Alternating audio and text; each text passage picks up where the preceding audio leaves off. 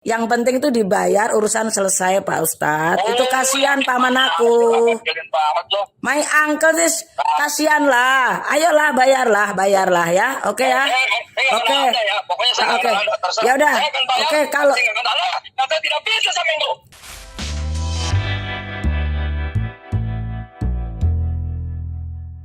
Assalamualaikum warahmatullahi wabarakatuh. Salam sehat dan bahagia untuk sahabat semuanya. Alhamdulillah kita sudah berada di 10 hari terakhir bulan Ramadan, dan sebenarnya saya tidak terlalu tertarik untuk membuat video-video tentang masalah yang dihadapi oleh Yusuf Mansur. Tetapi ketika Pak Darso mendapatkan ancaman, naluri saya sebagai seorang mantan jurnalis muncul dan ada semacam solidaritas untuk bagaimana mencoba menyampaikan hal yang memang perlu disampaikan pada publik.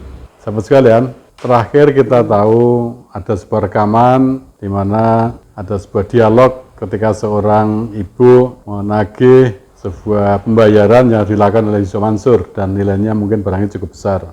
Dan dari video itu memang nampak kalau Yusuf Mansur dialog itu cukup keras atau bahkan mungkin marah, dan sungguh itu kemudian ternyata mengundang banyak komentar dari berbagai netizen. Iya dong, habis udah lama kasihan, sudah tua paman aku lah. Aku punya paman itu kasihan. Ya rugi gimana, lo yang usaha kok rugi. Ayolah kita ketemu, kalau ya dibatalin aja jual belinya, masih kurang itu. Pusing juga aku denger itu berita-berita antum yang jelek-jelek kayak gitulah, gitu loh. Ya enggak lah, ngapain saya macem-macem? Bapak yang macem-macem, saya yang macem-macem, sampai manapun. Udahlah bayar aja lah Pak. Uang segitu kan kecil toh buat Pak Yusuf kan. Bayar aja lah, bayar. Udah. Bayar aja lah, pay and pay, oke? You pay, the problem finish, oke? Kalau enggak, udahlah, kita ke Singapura aja dah, bertengkar dah, oke? Thank you. Iya, bayar aja, bayar, oke, bayar ya. Jangan sampai nggak bayar lo ya. Saya tunggu 1 minggu, oke? One week, oke? One week, jangan janji-janji melulu, ya. Oke. Ya, jangan janji. Lo Ustadz lo, jangan janji melulu lah. Oke? Justru karena saya Ustadz, saya belain dia dari kematian. Yang penting itu dibayar, urusan selesai Pak Ustadz. Itu kasihan paman aku. My uncle this kasihan lah. Ayolah bayarlah ya. Oke ya. Oke. Ya udah. Oke kalau tidak bisa sama itu. Ustadz gak usah marah-marah, yang penting dibayar selesai. Ada netizen yang mengatakan bahwa Yusuf Mansur termasuk salah satu orang kaya yang tersukses di Forbes.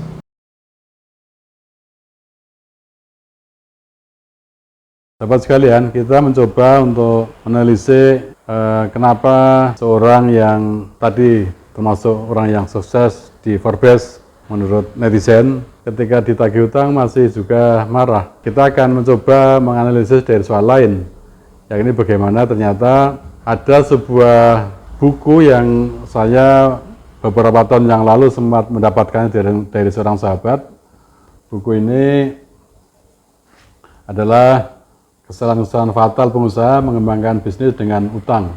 Dan saya ingin sampaikan pada kesempatan ini, ternyata ketika kita mencermati apa yang terjadi dengan masalah yang dihadapi Yusuf Mansur, itu ternyata ada hal-hal yang memang relevan atau benar adanya. Sahabat sekalian, ketika Yusuf Mansur melakukan kegiatan-kegiatan bisnis yang kemudian dia melakukan penawaran dengan mengumpulkan dana dari jamaahnya, sebenarnya bisa dikatakan juga bahwa itu adalah bagian dari pinjaman atau hutang. Mengembangkan bisnis dengan hutang itu ada beberapa risiko, dan risiko itu barangkali sekarang sedang dihadapi atau dialami oleh Yusuf Mansur. Mengembangkan bisnis dengan hutang itu bisa membuat kita optimis berlebihan, dan optimis berlebihan tadi ternyata juga kemudian mengakibatkan kita bisa salah memproyeksikan dari apa yang terkait dengan bisnis kita. Bisnis yang dikembangkan dengan hutang itu juga bisa menyebabkan salah mengartikan kepercayaan. Artinya kepercayaan-kepercayaan yang kita terima dari orang-orang yang menitipkan uangnya pada kita, yang sebenarnya itu sebagai hutang kita mudah untuk tergelincir menyalahgunakan kepercayaan tersebut. Dan yang lain juga, hutang bisa mengubah perilaku seseorang. Dulu barangkali ketika masih biasa-biasa, kita bisa lebih bersifat ramah pada sesama, tapi karena beban-beban hutang tadi, perilaku kita bisa berubah menjadi kita tidak bersahabat, melupakan orang yang pernah berjasa pada kita, dan sebagainya. Orang yang mengembangkan bisnis dan hutang juga dalam buku ini dikatakan bahwa itu bisa membuat pengusaha itu gagal fokus dalam hidupnya. Artinya apa? Imajinasi yang berkembang, yang kemudian diimplementasikan dalam program-program itu kadang-kadang bisa berlebihan. Dan ketika orang tidak fokus melakukan sesuatu, saya kira memang kemudian kegagalan yang akan diperoleh.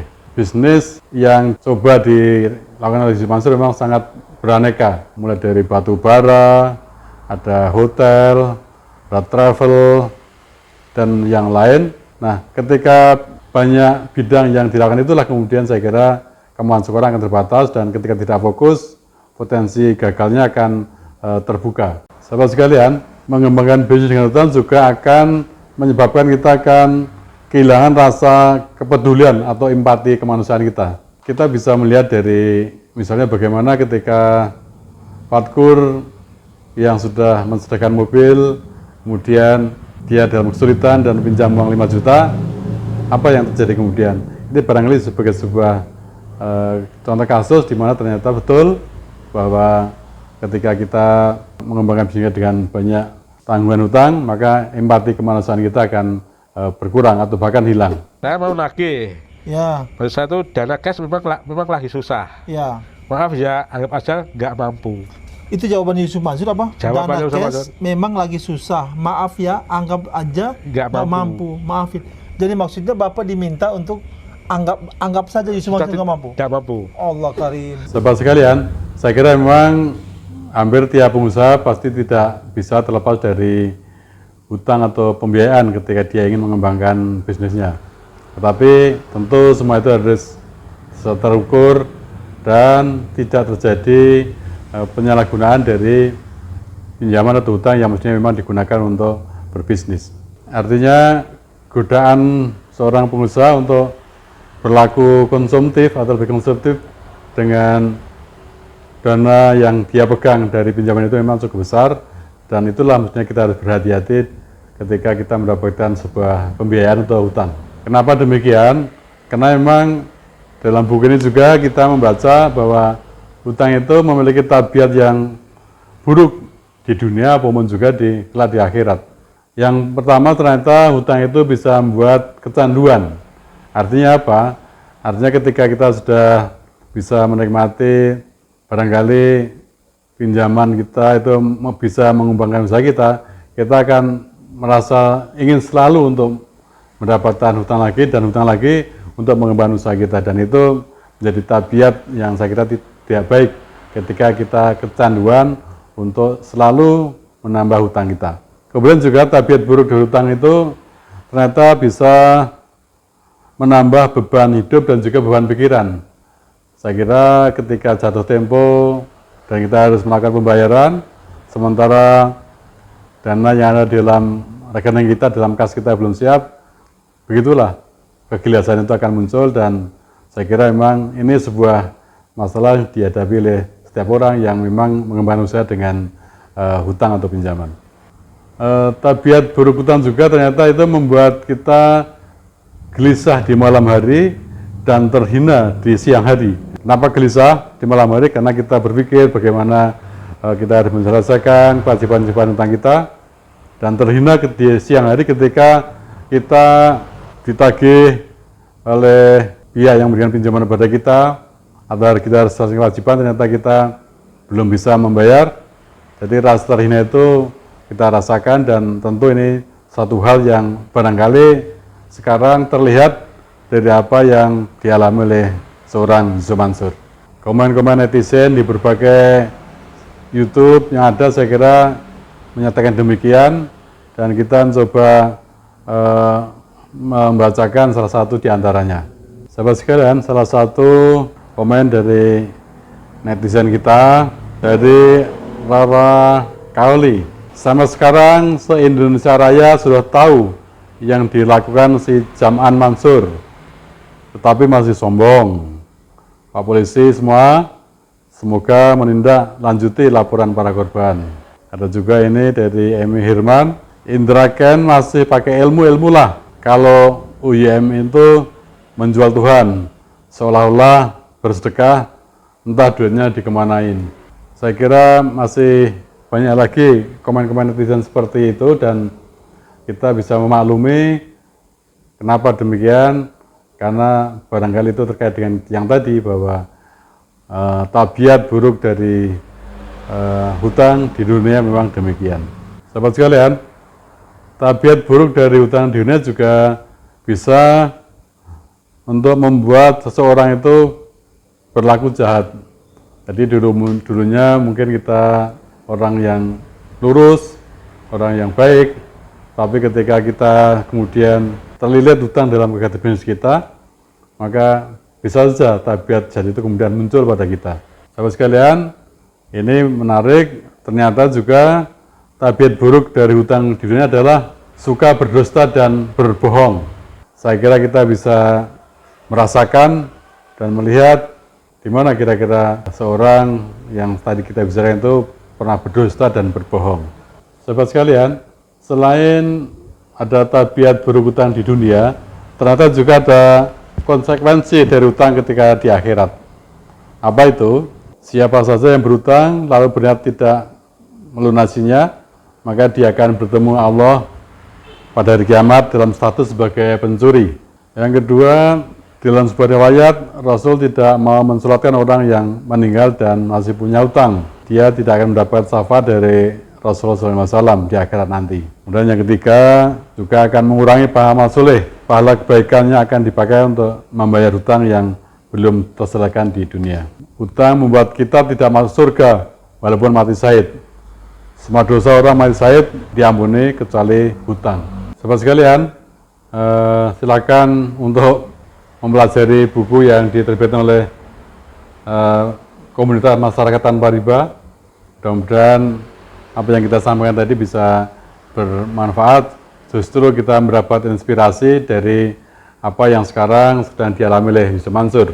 Sahabat sekalian, di akhir bulan Ramadan ini kita mendoakan Yusuf Mansur, mudah-mudahan bisa segera menyelesaikan kewajiban-kewajibannya dan menjadi terbebas dari hutang, dari hinaan, dan juga dari hal lain yang tidak mengenakan kehidupan di dunia ini.